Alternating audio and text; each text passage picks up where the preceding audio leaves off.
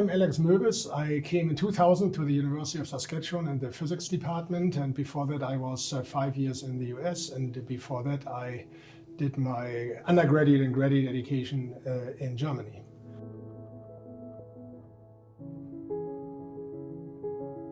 Spectroscopy is the study of matter in general. This could be any form of matter, gases, atoms, molecules, solids. And it is by means of radiation, and the radiation is used either incoming as a fingerprint to get a fingerprint of the material, or looking at the outgoing radiation from the sample, as we call it, or the material under investigation, and extracting information about the system. This can be very different information. This can be about the magnetism, this can be about the structure, this can be about the functioning, about the chemical bonding, about the catalytic activity. The bottom line is, if you add any parameters or any qualifiers to this, this would be likely also could be covered with spectroscopy and unraveled.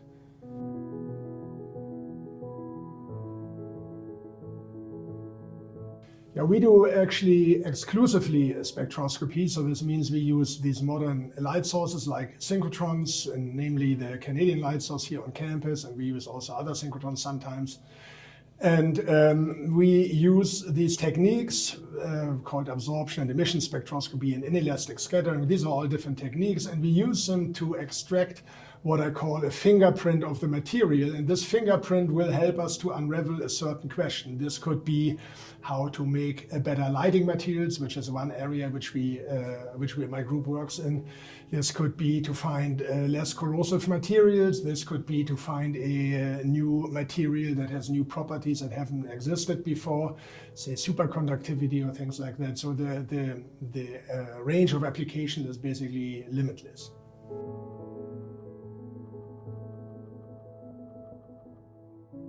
Yeah, there are of course always limits to each spectroscopy. The difficulty is that each spectroscopy has a range in many ways in terms of the instrumentation that is applied, that has limits in terms of the energy range or wavelength range that is applied, in terms of the particles that are investigated. You can use photons, you can use electrons, you can use ions. So there are basically, the sky is the limit. So as a general, I would find it hard-pressed to see an area where you would not find an application niche even for spectroscopy.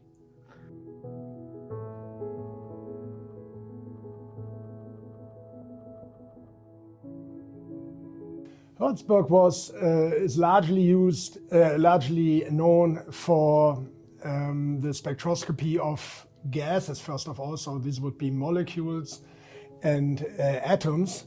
And then on top of that, we have to add that he studied a lot of free radicals. These are very reactive gases or molecules and atoms that have what's called an unpaired electron. This is why they are so reactive. And these, he was the first to study, for example, the absorption spectroscopy. And basically, spectroscopy in this sense is, at the time, especially when he did it, is what I would call applied quantum mechanics. So he comes from a time when basically in his years at the University of Saskatchewan, 1935 to 1945, this was right after the golden age of quantum mechanics, when all these findings were new, and all the rules and findings that were established basically every year could be for the first time found in experiments. And that is where he did most of his work. Of course, his work spans such a large range. So today, for example, when you look at the spectral range that everybody does spectroscopy, and I was quite amazed when I learned that his work spans over very different ranges, from microwaves through infrared, through visible range, which we're all familiar with, through the ultraviolet. So this is very rare that a single researcher applies so many different techniques or so many different wavelength or energy ranges to the research.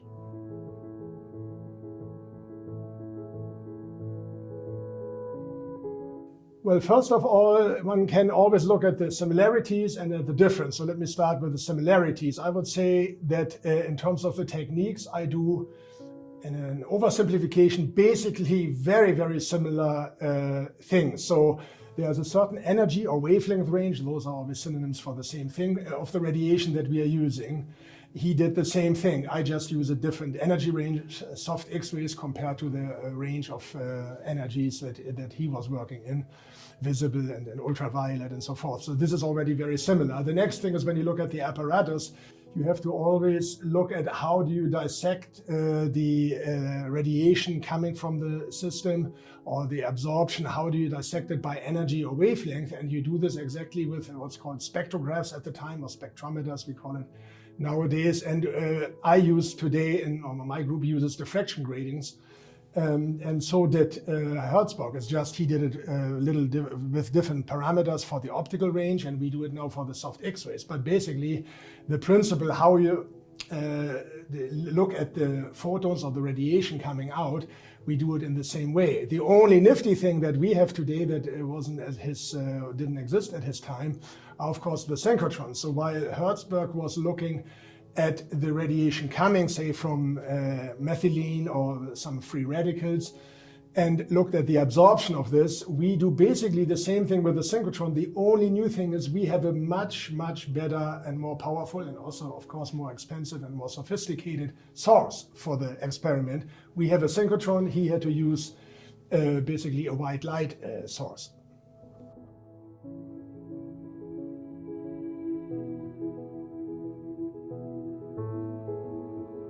Yeah, that is, of course, something funny. The amazing thing is when I give a tour of the synchrotron, I stress all the similarities. You know, there's all these photons, although admittedly in very different energy ranges. So it matters whether you have a hard X-ray photon, a soft X-ray photon, infrared photon, a visible photon.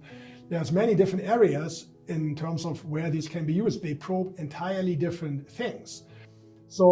But at the end of the day, all these people in parallel who sit at these beamlines utilize from the same electrons that go around creating this radiation, use parts of this radiation for the experiment. So I think, in my opinion, they are basically all the same. They are users of the synchrotron, as one would put it, and they use it for different areas of research. Now comes the point when you look at the instrumentation that is used. So let's look at only how do you take a visible photon or a visible beam that is white light, how do you look at what are the different wavelength components. You send it through a prism, or as Herzberg did, you use a diffraction grating. So for example, if you go to hard X-rays, you cannot use these diffraction gratings, you use crystals. If you go to optical, you can again use prisms. So the point is, now the next step is, how do you detect the radiation? There are detectors. They are totally different for hard X-rays, soft X-rays. So the bottom line is, the instrumentation for all these different wavelength ranges or energy ranges are totally different. And now the next step is, some people, for example, soft X-ray spectroscopists like myself, because this radiation is readily absorbed in even a centimeter of air, so you have to have vacuum. Other people, like in hard X-rays, protein crystallography, medical imaging, X-rays travel through air without any problem. So you see the entire instrumentation. Some are therefore shielded by lead huds, others can do the experiment on the experimental floor in vacuum chambers. So the experimental technique behind the experimental techniques are totally different in terms of detectors, in terms of optics, in terms of shielding. And this leads to the fact that basically people from different beamlines cannot really talk to each other in terms of, when it comes to analysis methods, how are they using calculations to corroborate their research. This is very difficult. So that is why, in a way, when you look at it, they are all the same in the sense that they are users of the synchrotron. In another way, they are all very different because you use different energies, different energy detectors, different optics, and so forth.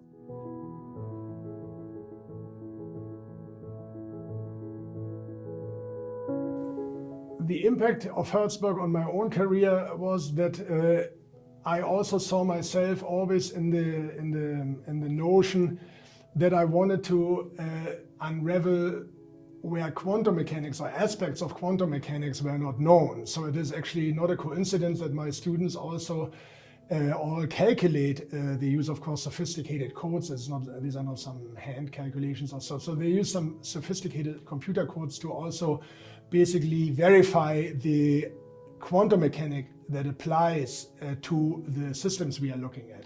So in that sense, as I said before, that spectroscopy is largely an oversimplified applied quantum mechanics, and in that sense, I'm still on the same trajectory. Of course, the exact laws have advanced and I have become finer and more detailed, but we are in the sense that that we do also what I call largely basic research.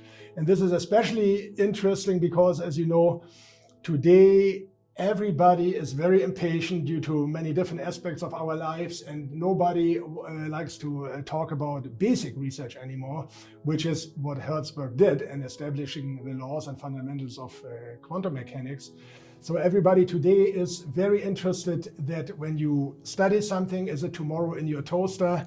Do you have it in 2 weeks in your car? And this is not the purpose of research. There's actually a very large time span always between the discovery and even between the Nobel Prize. You see, when Herzberg, who said that his most important work stems from his time in the 10 years at the University of Saskatchewan, 1935 to 1945, in these 10 years, this was roughly 26 years, even if you take the end of it, after he won the Nobel Prize. So it is, one has to remind people often that one doesn't have to be in nowadays times so impatient. There has to be some time in which the discovery can ripen and the full appreciation of the discovery will raise to the top.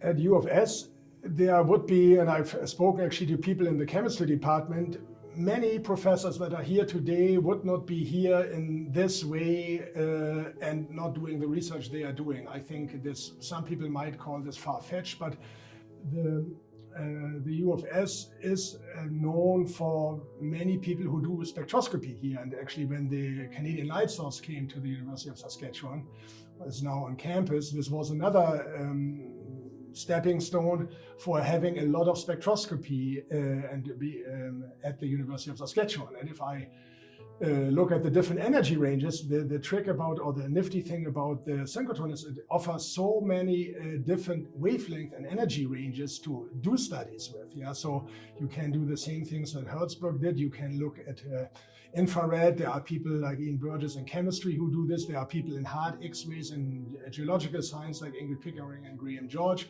who look at this. There are people in soft X-rays like myself and say Robert Green in the physics department. So basically there is not, the legacy is that there is not a department that wasn't touched by this, at least in the natural sciences and even in related sciences. When I think, for example, in engineering, Sven Achenbach is a professor who uses the synchrotron, or Dean Chapman for medical imaging in cell anatomy. So there is almost all departments that have this kind of research that relates to the synchron radiation field.